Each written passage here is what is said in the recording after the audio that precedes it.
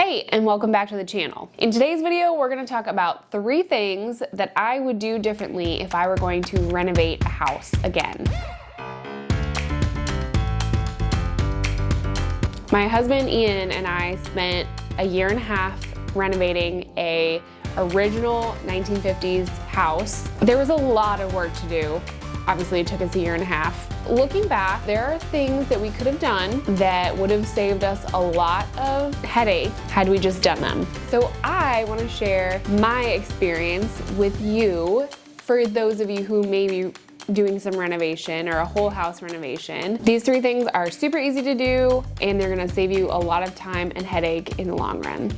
So tip number 1, get yourself one of these little hardware organizers, and inevitably there's going to be hardware coming off the walls, there's going to be random hooks, nails sticking out of everywhere, there's going to be hardware that you're going to take off of cabinet doors to repaint. If you take off your interior doors, sometimes you'll take off the strike plate, take off the hinges so you can paint. So you're going to have a lot of hardware.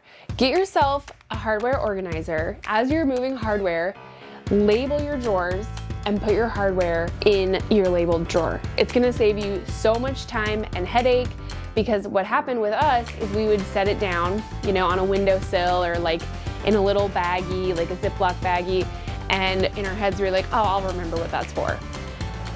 You never remember what that's for. If I was gonna do a home renovation again, I would use one of these to organize all the random pieces of hardware that you're inevitably going to have laying around.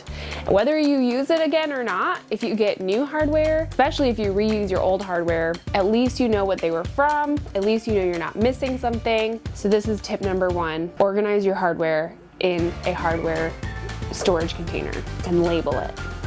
All right, so tip number 2 has to do with paint.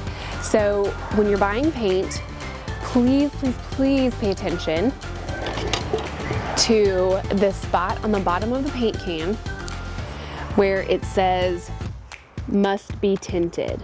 We made this mistake and we were using a white paint. We did not see that it said on the container must be tinted. You will drive yourself insane trying to do coat after coat after coat and it won't cover, and you're driving yourself crazy wondering why.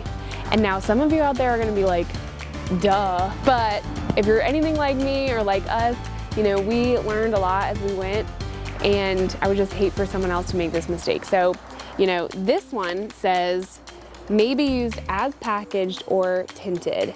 So just look out for verbiage like that. If it says must be tinted and it's a white, you know, you have to tint it white. So that is tip number 2. Keep an eye out if your paint needs to be tinted. Otherwise, you're gonna drive yourself crazy doing 16 coats and not getting the coverage that you want. Okay, tip number 3, save your paint swatches.